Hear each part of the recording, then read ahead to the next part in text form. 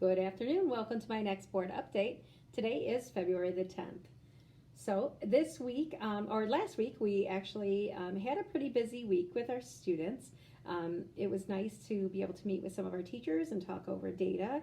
I've also been working on evaluations and continuing my walkthroughs on different grade levels and teachers.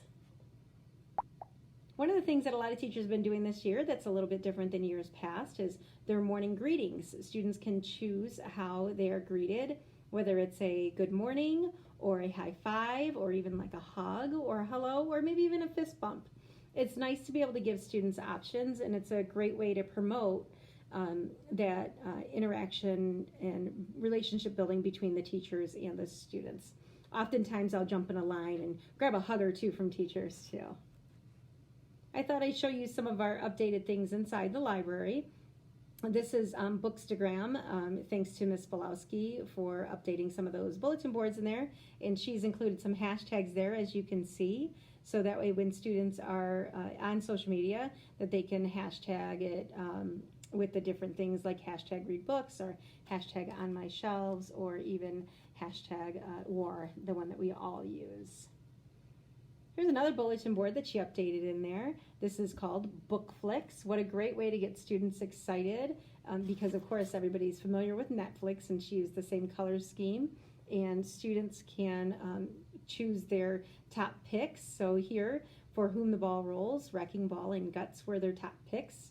The ones that students are taking out quite a bit, it looks like, is Sisters, Who Was, and Smile, in a Pokemon book as well.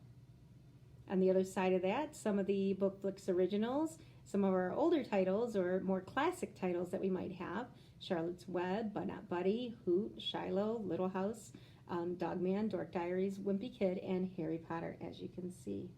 One of the other things that I noticed down the hallway, students have a dream. And in this fourth grade classroom, they were able to share that with their classmates and display them for the rest of the school to see. One of our learning targets in our fifth grade hallway is that the students can create an infographic that supports their opinion with facts on whether or not to send water to California. So here's an example of one of those student works, and you can see that this student in particular worked very hard, not just on her graphics, but also in her support or no support for California. Here's another example of that. And the title on there, Sorry California, No Water for You. You'll have to take a closer look as to why that particular student does not want to send water to California.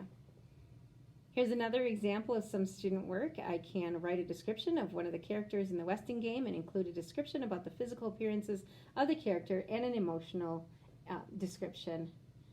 So here's Turtle Wexler, one of the characters from that book, and the student did a great job supporting why she enjoyed that character. Chloe did a nice job. Keeping with the theme of Valentine's Day coming up soon, in our third grade classroom was We Love Subtraction papers that the students completed. And while they were hanging that up over the last couple of days, they were very excited to show off their work. Here's Miss Paquette and Miss Blackstone, Miss Bowman. They were looking at some student work in the hallway and kind of discussing the quality of the work and how they enjoyed some of those, the writing that was on there.